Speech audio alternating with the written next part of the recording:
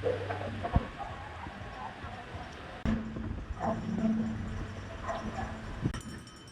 ayun o. Nung 30, galing kami sa Team Payaman Fair. Support sa kaibigan namin, kaibigan ng kapatid ko na si Josh. Ang YouTube channel niya is Josh on Point.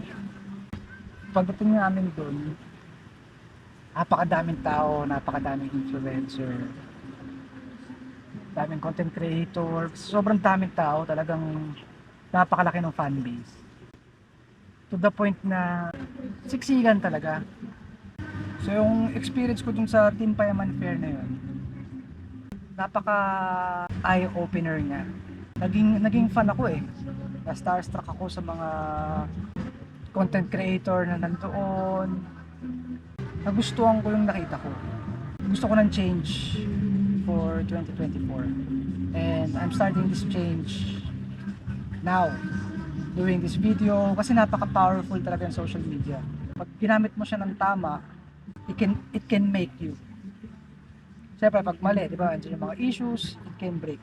Gusto kong mapabilong sa mga ganon. Alam naman natin ang social media is hindi lang to reconnect pero for business purposes rin siya. So kailangan kong mag-elevate eh. Kailangan ko ng leverage. So ang pinaka-accessible para sa akin sa ngayon dahil hindi naman ganun kalaki ang sinasahod ko as a data analyst sa isang private company market research dito sa Pilipinas. So ang nakikita kong leverage na pinaka-rich, madaling ma-reach para sa akin is content creation. That's why starting 2024, I want to make a change. And that change starts within me. And this is the change na gusto ko.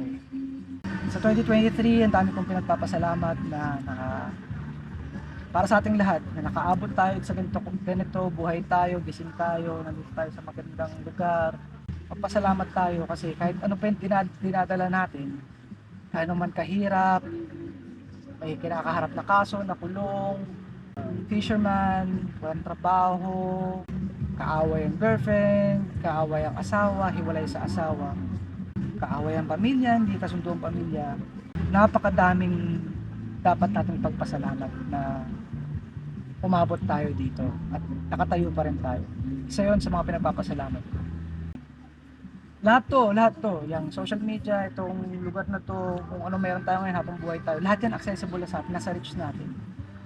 This is ano lang eh, kung paano natin siya i-utilize. And now, 2024, I decided na it's time na i-utilize ko siya. Well, of course, wala namang kasiguraduhan kung saan ako aabutin. Pero it's worth a shot. Kasi ito yung pinaka parang hindi ka maglalabas ng napakalaking puhunan para makapagtayo ng negosyo. Ang social media ay negosyo talaga. Nag-invest ako sa sarili ko para magkaroon ako ng leverage.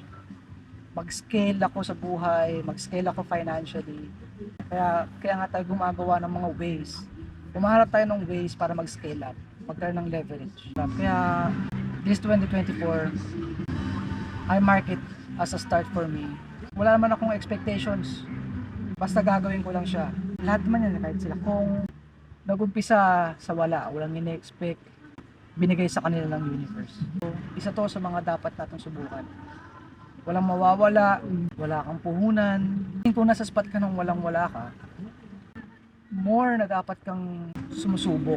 Kasi wala nang mawawala sa'yo dahil walang-wala ka. I'm looking forward na makapunta pa ako sa mga ganong klaseng event para mas mabuksan pa yung aking isipan sa social media, sa pag-content creation. And this is also an additional skill for me na rin. In case na hindi nag-workout no, yung pag-content creator mo, na-enhance mo yung skill mo na video editing, which is napaka-in-demand sa ibang bansa. So, instead of slacking off, tapos nahihiya kayong gawin nito, pero gusto nyo, why make it as a practice? Treat it as your learning curve. Ako, tinitreat ko to as my practice, learning curve. Una, matuto sa vlogging, makapasok sa mundo ng social media, sa content creation. At the same time, ma-enhance ko yung skills ko sa video editing para mayroon akong fallback. So ngayon, ina-enjoy ko lang tong ginto. Papasalamat ako sa 2023. Humingi ako ng tawad sa mga lahat ng nagawa kong kasalanan. Papasalamat ako sa mga kaibigan ko na nandyan, pamilya ko, kahit ano man ang dinadanas ng kahit sino namin o kahit sino tayo, dire-diretso lang. Alright? Comment down below kung ano mga pwede nyo masuggest sa akin, paano ko kaganda yung video editing, yung skills, and all. Looking forward sa mga comment nyo. Thank you. Peace.